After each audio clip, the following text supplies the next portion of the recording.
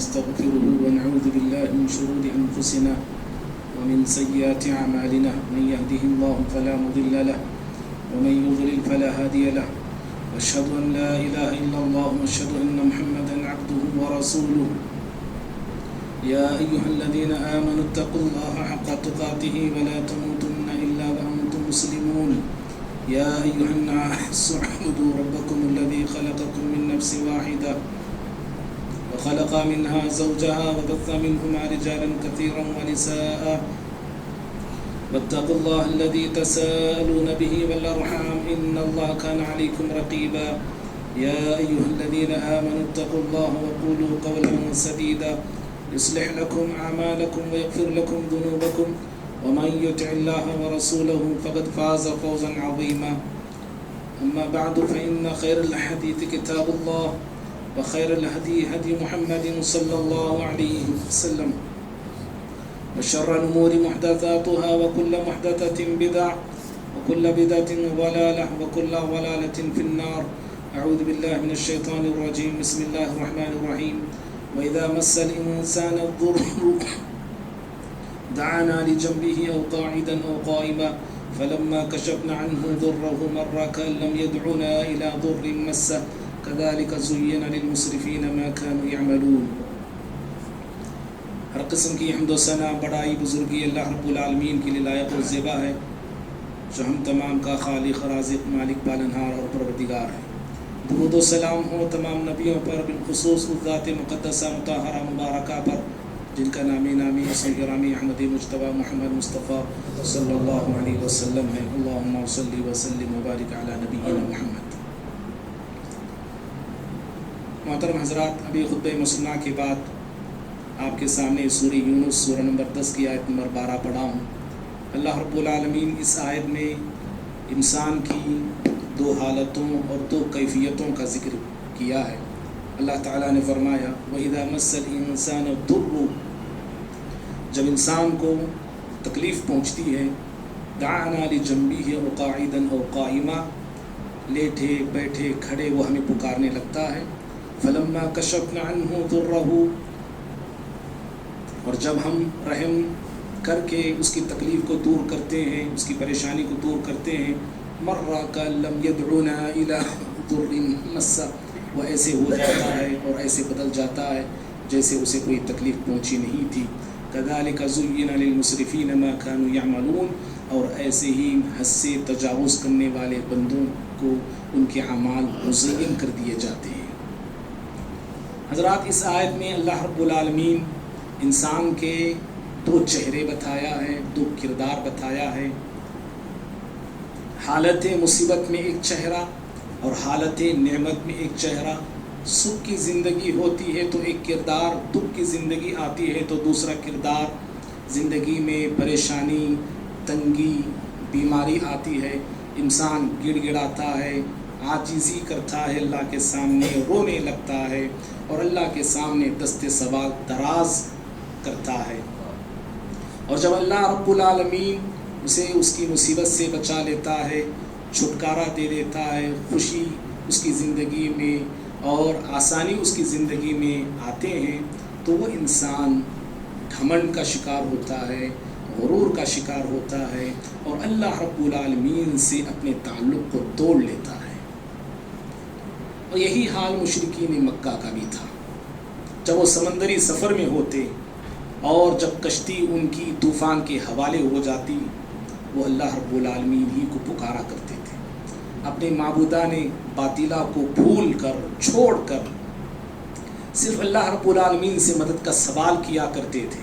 اور اللہ تعالیٰ فرماتا ہے فَلَمَّا نَجَّاهُمْ إِلَى الْبَرِّ إِذَا هُمْ يُشْرِكُونَ، جب ہم ان مشرکین کو نجات دیتے ہیں، مصیبت سے، موت سے بچا لیتے ہیں اور زمین پر صحیح سلامت انہیں پہنچا دیتے ہیں، تو زمین پہ آنے کے بعد وہ اللہ کے ساتھ شرک کرنے لگتے ہیں، اپنی دیوی دیوتاؤں کو اللہ رب العالمین کا شریک بناتے ہیں.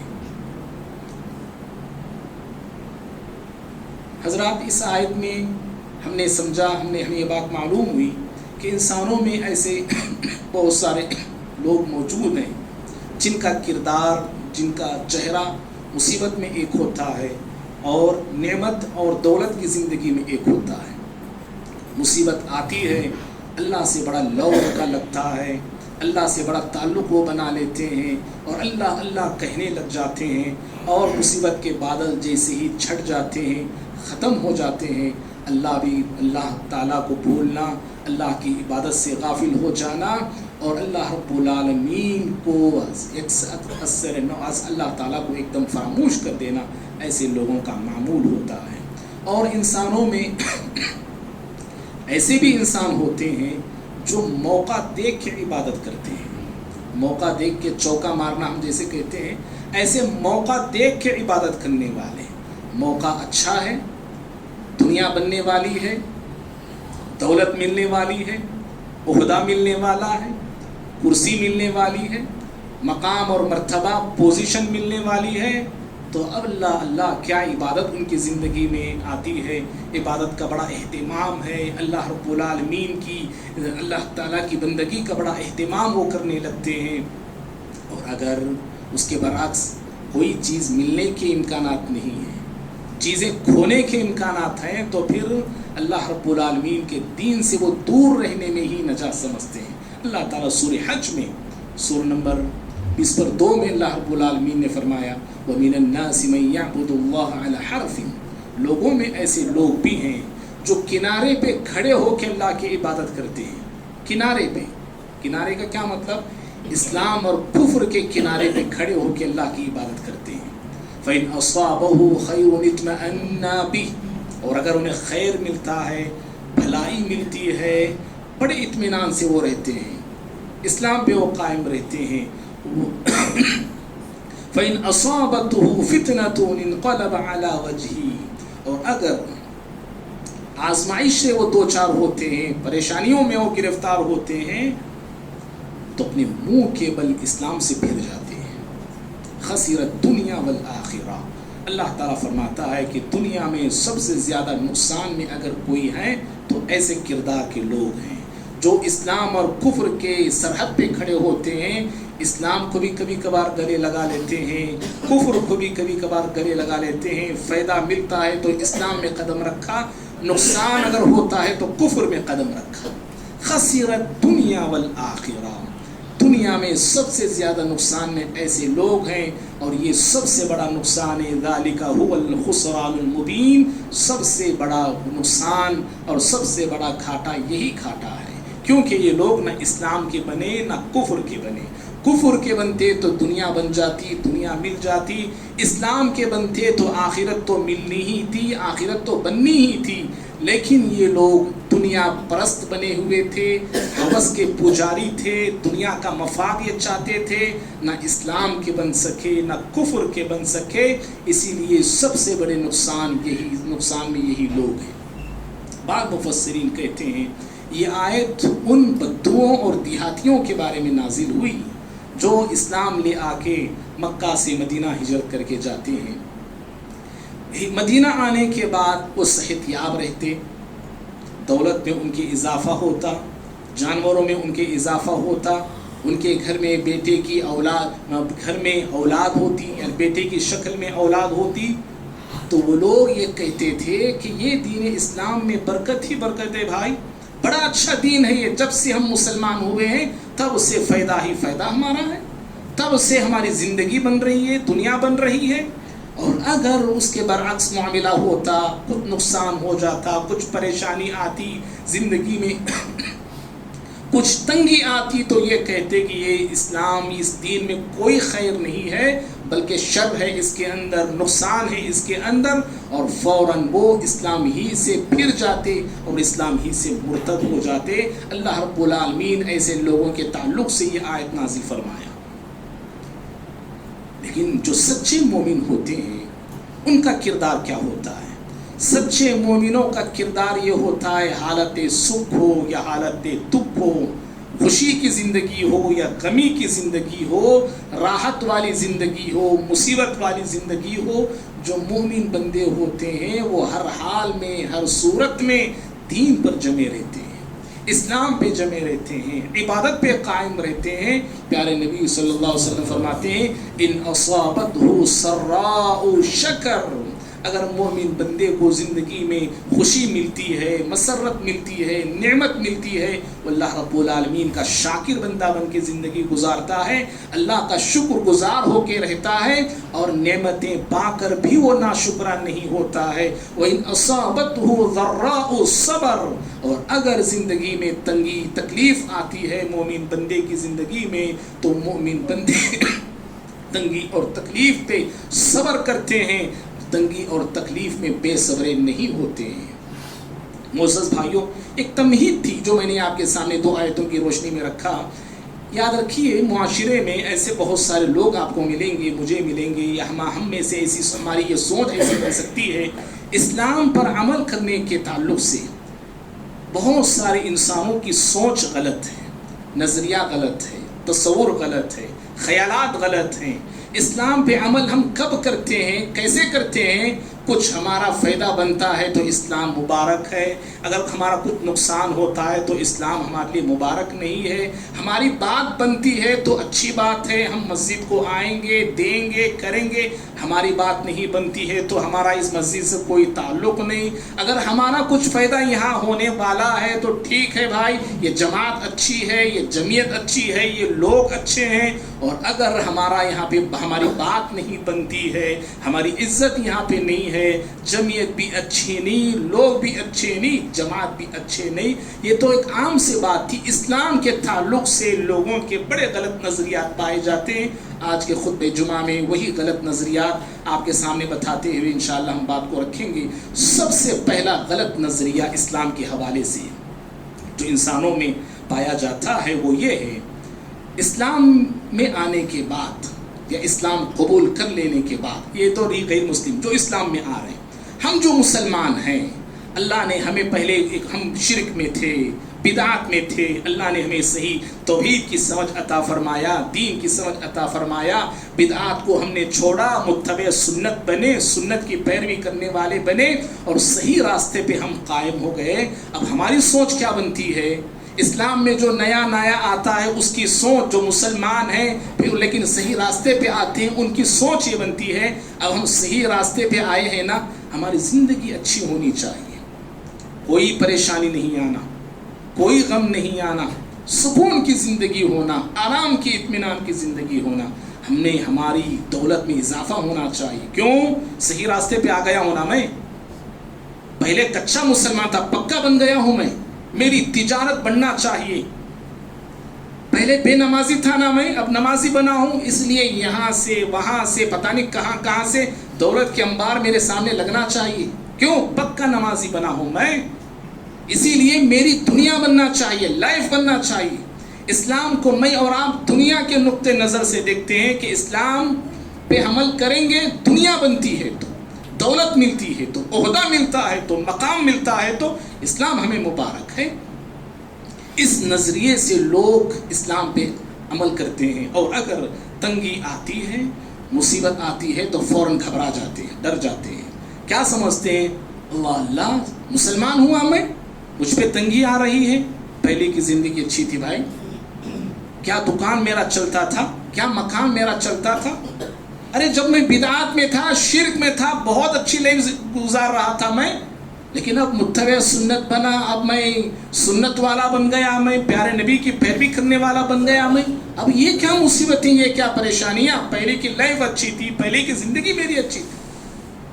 یاد رکھو میرے بھائی، اسلام میں آنے کے بعد، متبع سنت بننے کے بعد، صحیح راستے کو اپنانے کے بعد آزمائش ہوگی، امتحان ہوگا، یہ اللہ کا قانون ہے، یہ اللہ تعالیٰ کا قانون ہے۔ یہ اللہ تعالیٰ فرماتا ہے سورہ عنکبوت میں، سورہ نمبر 52 آیت نمبر 1 ہے، پہلی آیت ہے، احسب الناس ان یترکوا ان یقولوا آمنا وهم لا یفتنون، کیا لوگوں نے یہ سمجھ رکھا ہے، یہ گمان کر رکھا ہے کہ اسلام میں آنے کے بعد کلمہ لا الہ الا اللہ محمد رسول اللہ صلی اللہ علیہ وسلم کی اقرار کر لینے کے بعد انہیں ایسے ہی چھوڑ دیا جائے گا، آزمایا نہیں جائے گا؟ امتحان نہیں لیا جائے گا. لوگوں نے یہ سمجھ رکھا ہے کہ نہیں، ان کی سمجھ غلط ہے. یہ آزمائش ہوگی ضرور، امتحان لیا جائے گا ضرور، تمہیں جانچا جائے گا، پرکھا جائے گا، تمہارے تقوی کو، تمہارے جذبے کو، تمہارے ایمان کو، تمہارے اسلام کو، تمہارے استقامت کو اللہ رب العالمین ضرور آزمائے گا. اور اسلام کا راستہ میرے بھائی یہ وہ راستہ ہے، اس راستے میں کون کون آزمائے نہیں گئے ہیں؟ انبیاء و رسول علیہ السلام آزمائے گئے. اللہ رب العالمین کے سب سے پیارے بندے پیارے نبی صلی اللہ علیہ وسلم آزمائے گئے. پیارے نبی صلی اللہ علیہ وسلم کے پیارے صحابہ اس راستے میں آزمائے گئے. حضرت بلال، خباب، عمار، یاسر کیسی مصیبتوں سے گزارے گئے، کیسے امتحانات سے نکالے گئے، اور یہاں تک کہ سمیہ رضی اللہ تعالی عنہ کو اس راستے میں شہید ہونا پڑا اور یہ شہید کر دیا گیا. اسلام میں جب ہم آتے ہیں، یا مسلمان جب ہم ہوتے ہیں، یا متبع سنت ہم ہوتے ہیں، آزمائش ہماری ہوگی اور ضرور ہوگی. اور اسلام کا راستہ یاد رکھو، یہ کمانے کا راستہ نہیں بلکہ یہ کھونے کا راستہ ہے، لٹانے کا راستہ ہے، ہر چیز کو قربان کرنے کا راستہ ہے. یہ اپنے تن کو قربان کرنا، اپنے دھن کو قربان کرنا، اپنے من کو قربان کرنا پڑتا ہے، اپنی زمین کو قربان کرنا پڑتا ہے، اپنے وطن کو قربان کرنا پڑتا ہے، حتیٰ کہ اپنی سب سے عزیز اور پیاری چیز اپنی جان کو قربان کرنا پڑتا ہے. یہ قربانی کا راستہ ہے، قربانی یہاں پہ دینا پڑتا ہے. اور جتنا جو انسان اس راستے پہ اپنی دولت کو لگاتا ہے، اپنے وقت کو لگاتا ہے، اپنی چیزوں کو لگاتا ہے اور لٹاتا ہے، اسی قدر وہ اللہ رب العالمین کے پاس پائے گا. وہ صحابہ نے اس راستے میں کیا کیا نہیں لٹایا، کیا کیا نہیں قربان کیا. حضرت صہیب رومی رضی اللہ تعالیٰ عنہ کا واقعہ ہم سب جانتے ہیں. حضرت صہیب رضی اللہ تعالیٰ عنہ جب پیارے نبی صلی اللہ علیہ وسلم مدینہ چلے گئے ہجرت کر کے، یہ بھی جا رہے تھے، دولت کو لیے جا رہے تھے، اپنی زندگی کے سرمایہ کو لیے جا رہے تھے. مکے کے مشرکین آ کے روک دیتے ہیں، کہتے ہیں کہ صہیب مدینہ جانا چاہتے ہو جا سکتے ہو، لیکن یہ دولت یہاں رکھ کے جانا ہوگا. یہ دنیا تمہارا سرمایہ، یہ تمہاری جائیداد، یہیں پہ چھوڑ کے تمہیں جانا ہوگا. حضرت صہیب رضی اللہ تعالی عنہ مدینے کی طرف ہجرت کرنے کے لیے اور پیارے نبی صلی اللہ علیہ وسلم کی رفاقت کو، صحبت کو اور آپ سے ملاقات کے لیے دولت کو چھوڑتے ہیں، مال کو چھوڑتے ہیں، زندگی تمام کمایا ہوا سرمایہ اور پونجی کو چھوڑ دیتے ہیں. تنہا نکل پڑے، خالی ہاتھ نکل پڑے، مدینہ جا کے پہنچتے ہیں. پیارے نبی صلی اللہ علیہ وسلم صہیب رضی اللہ عنہ سے کہتے ہیں، ربیحا صہیب، ربیحا صہیب، صہیب تم نے کتنا اچھا سودا کر کے آیا ہے، صہیب تم نے کتنی اچھی تجارت کی ہے، اور تم کتنا اچھا بزنس کر کے تم آ رہے ہو. حالانکہ یہ لٹا کے آ رہے ہیں، یہ سب کچھ چھوڑ کے آ رہے ہیں، اور یہ سب کچھ قربان کر کے خالی ہاتھ مدینہ آ رہے ہیں. لیکن پیارے نبی صلی اللہ علیہ وسلم فرماتے ہیں کہ صہیب تم نے اچھی تجارت کی ہے، تم اچھی تجارت کر کے تم آ رہے ہو. کیوں؟ اس لیے کہ اللہ اور اس کے رسول کے لیے دنیا چھوڑنا یہ سب سے بڑی اچھی تجارت ہے. اللہ اور اس کے رسول صلی اللہ علیہ وسلم کے لیے دولت کو چھوڑنا یہ سب سے بڑی اچھی تجارت ہے. اور حضرت صہیب رضی اللہ عنہ اسلام کے لیے سب کچھ قربان کر کے جاتے ہیں. اور میرے بھائی بعض صحابہ ایسے بھی گزرے ہیں، اللہ اکبر، دنیا سے گئے، پہلے ان کی زندگی بڑی شان شوکت کی زندگی تھی، دولت میں گزری، نعمت میں گزری، آسانی میں گزری، لیکن جب اس دنیا سے گئے، اس عالم میں گئے، اس حالت میں گئے، کفن کے لیے کپڑا بھی میسر نہیں تھا. اسلام کے اول داعی، مدینے کے اول داعی مصعب بن عمیر رضی اللہ تعالی عنہ جنگ احد میں شہید ہو جاتے ہیں. جب ان کی لاش قبر میں اتاری گئی، کفن کا کپڑا اتنا کم پڑ گیا کہ سر ڈھانکا جاتا تو پیر کھلے رہتے تھے، پیر ڈھانکا جاتا تو سر کھلا رہتا تھا. پیارے نبی صلی اللہ علیہ وسلم سے صحابہ نے کہا، اللہ کے نبی صلی اللہ علیہ وسلم کپڑا بالکل کم پڑ چکا ہے، کیا کریں؟ پیارے نبی صلی اللہ علیہ وسلم نے کہا کہ سر کو ڈھانک دو، سر پہ کپڑا ڈال دو اور پیروں پہ اسکر کی گھاس لگا ڈال دو. اسلام کا راستہ یہ وہ راستہ ہے یہاں پہ کھونا پڑتا ہے، نیند کی قربانی دینی پڑتی ہے، اپنے چین کو قربان کرنا پڑتا ہے، اپنے سکون کو قربان کرنا پڑتا ہے، اپنے وقت کو قربان کرنا پڑتا ہے۔ قدم قدم پر اسلام مجھ سے آپ سے قربانی چاہتا ہے، اور قربانی اللہ اسلام ہم سے مانگتا ہے۔ ہاں یہ اور بات ہے، یہ اور بات ہے کہ اسلام میں جتنی تنگی آئے گی، متبع سنت بننے کے بعد تکلیفیں آئیں گی، صحیح راستے پہ قائم ہونے کے بعد پریشانیاں آئیں گی، لیکن اللہ رب العالمین کا یہ اصول بھی ہے اور یہ سنت بھی ہے کہ اللہ تعالیٰ تنگی کے بعد آسانی کو رکھا ہے، مشکل کے بعد اللہ تعالیٰ راحت کو رکھا ہے۔ اللہ کا یہ قانون ہے۔ ہم پیارے نبی صلی اللہ علیہ وسلم اور صحابہ کرام مدینے میں کن تکلیفوں سے گزارے نہیں گئے، کیسی تنگیاں آئیں، کیسی پریشانیاں آئیں آپ صلی اللہ علیہ وسلم پہ، صحابہ پہ 13 سال مکے میں، لیکن مدینہ جانے کے بعد اس طرح کی مصیبتیں مدینے میں نہیں تھی، اس طرح کی پریشانیاں مدینے میں نہیں تھیں، بلکہ مال غنیمت آنے لگا، فتوحات کا سلسلہ بڑھنے لگا، اور دیکھتے ہی دیکھتے اللہ رب العالمین چاروں طرف سے مدینے میں دولت کے انبار کو لگا کے رکھ دیا۔ معزز بھائیوں، یہ سب سے پہلی غلط سوچ ہے۔ اسلام کے حوالے سے اسلام پہ عمل کروں گا، دنیا بنتی ہے تو عمل کروں گا، نماز کو آؤں گا، دنیا بنتی ہے تو آؤں گا، میں اس طرح کی سوچ ہماری ہے۔ اسی طرح سے ایک دوسرا غلط نظریہ اسلام کے تعلق سے ہمارے یہاں یہ موجود ہے، اسلام کو ہم مانیں گے، اسلام کو ہم مانیں گے، لیکن اسلام پہ چلنا ہے، چلنے کے معاملے میں ہیلے بہانے بنائیں گے، اسلام ایکسیپٹ کریں گے، قبول کریں گے، اسلام ہمیں اچھا ہے، لیکن عمل کرنا ہے تو مشکل ہے اسلام میں۔ کیوں؟ اسلام میں بڑی تنگیاں ہیں، بڑی مشکلات ہیں، اسلام ترقی کی راہ میں رکاوٹ بنتا ہے، دنیا کمانا ہے تو ہم اسلام پہ عمل نہیں کر سکتے، دولت جمانا ہے تو ہم اسلام پہ عمل نہیں کر سکتے، مارکیٹ میں اچھا مجھے بزنس کرنے والا بننا ہے تو میں اسلام کے قوانین پہ عمل نہیں کر سکتا، میں اسلام کو نظر انداز کرنا ہوگا، اسلام کو چھوڑنا ہوگا، تب جا کے میں سکسیسفل بزنس مین بن سکتا ہوں، اور تب جا کے میں دنیا میں ایک نام کما سکتا ہوں، عہدہ کما سکتا ہوں میں۔ اسی لیے کیا کرو، جہاں کہیں بھی کوئی بات اسلام کی ہمیں لگتی نہیں کہ یہ اسلام کی بات ہمیں قبول کرنا مشکل ہے، تو ہیلے بہانوں سے بچ کے نکل جاؤ، بہانے بنانا، ہیلے تراشنا، عذر پیش کرنا۔ اور میرے بھائی، ایسا مرض ہے، یاد رکھنا، یہ ایسی بیماری ہے ہیلے بہانے بنانے کی، اور یہ ایسی وبا ہے، یہ اللہ اللہ قوم بنو اسرائیل کا ایک طبقہ اللہ رب العالمین کے عذاب کا لقمہ بن گیا، اللہ رب العالمین کے عذاب کا شکار ہو گیا۔ کیوں؟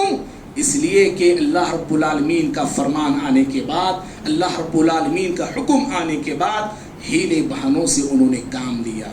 اللہ تعالیٰ نے منع کر دیا تھا ہفتے کے دن مچھلی کا شکار کرنے سے، ہم سب جانتے ہیں ہفتے کے دن وہ کیا کر گڑھا کھود کے رکھا تھا، وہ لوگ گڑھے کھود کے رکھے تھے تاکہ ہفتے کے دن جو مچھلیاں زیادہ پانی پہ تیرتی ہیں وہ تیرتے تیرتے اس گڑھے میں آ کے گر جائیں، اور اتوار کے دن ہم پکڑ لیں گے۔ عقل کے گھوڑے دوڑانے لگے، اپنے اپنی عقل استعمال کرنے لگے۔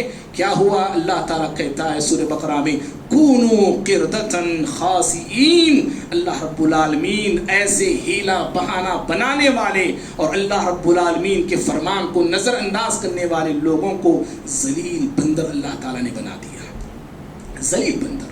اور بھائیوں، منافقین جہنم میں سب سے نچلے گڑھے میں ہوں گے۔ اس میں سے ایک وجہ یہ بھی ہے کہ منافق لوگ اللہ کا حکم کے بعد، نبی صلی اللہ علیہ وسلم کے فرمان آنے کے بعد بہانے بنانے میں بڑی مہارت رکھا کرتے تھے۔ کیسے بچ نکلنا ہے، اس حکم سے کیسے بچ نکلنا ہے، اس عمل سے کیسے بچ آنا ہے، بہانے بنانے میں وہ یہ طولہ رکھا کرتے تھے، بڑی مہارت وہ رکھا کرتے تھے۔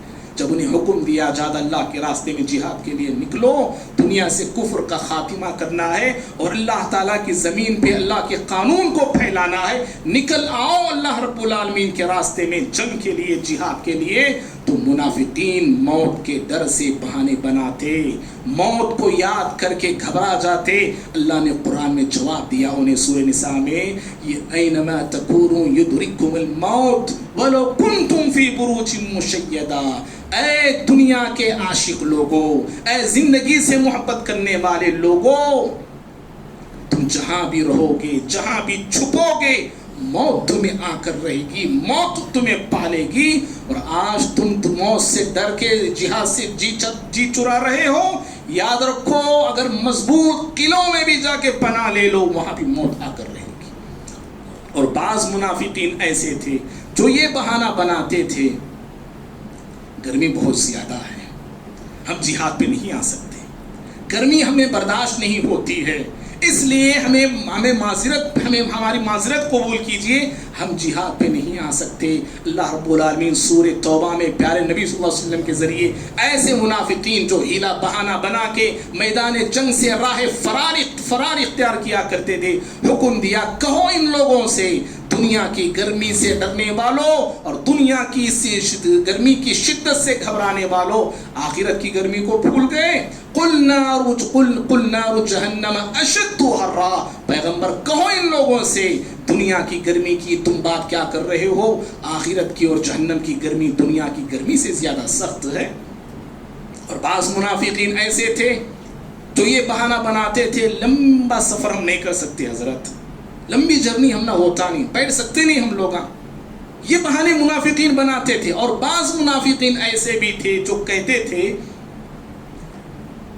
आना तो हम चाह रहे, बड़ा इरादा है अल्लाह के रास्ते में लड़ने का, कब से की वेटिंग में ही हम लोग, कब जंग होती, कब जाना, कब जिहाद का ऐलान होता, कब जंग में उतरना, बड़े वेटिंग में, बड़े इरादे, बड़े सपने हम लेके बैठे हुए हैं। लेकिन अफसोस की बात क्या है, बोले तो आ सकते नहीं हम लोग, कहीं को नहीं आ सकते बाहर, सवारी नहीं है हमारे पास आने के लिए, घोड़े नहीं, ऊंट नहीं, आना तो बड़ा हम चाह रहे लेकिन सवारी हमारे पास नहीं है। ऐसे बहाने मुनाफिकीन तराशा करते और बनाया करते थे।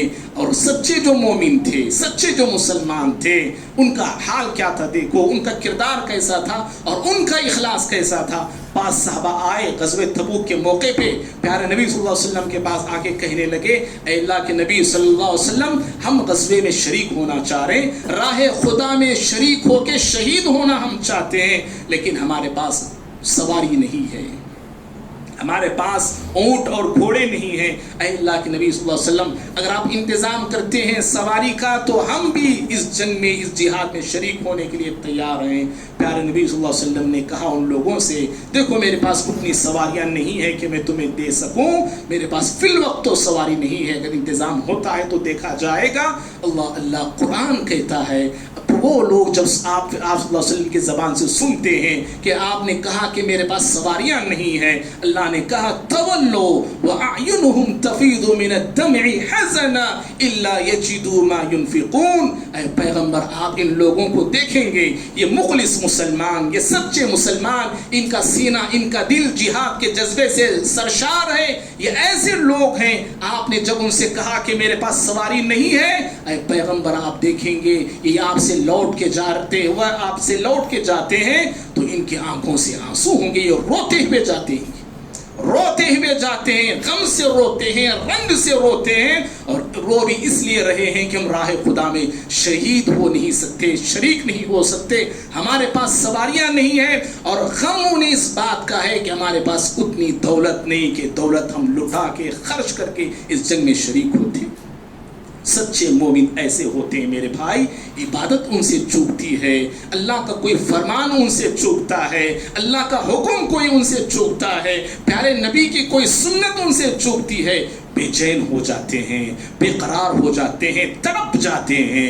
लेकिन जिनके ईमान में नक्स होता है, कमज़ोरी होती है, बीमारी होती है, वो इस्लाम पे अमल करने के ताल्लुक से हीले बहानों से काम लेते हैं कि अमल नाअमल का मौका ना मिले तो अच्छा है। मेरे भाइयों, अगर इसी बात को अगर हम देखें और गौर करें, हमारी आपकी ज़िंदगी में आज के इंसानों के पास लाखों बहाने हैं।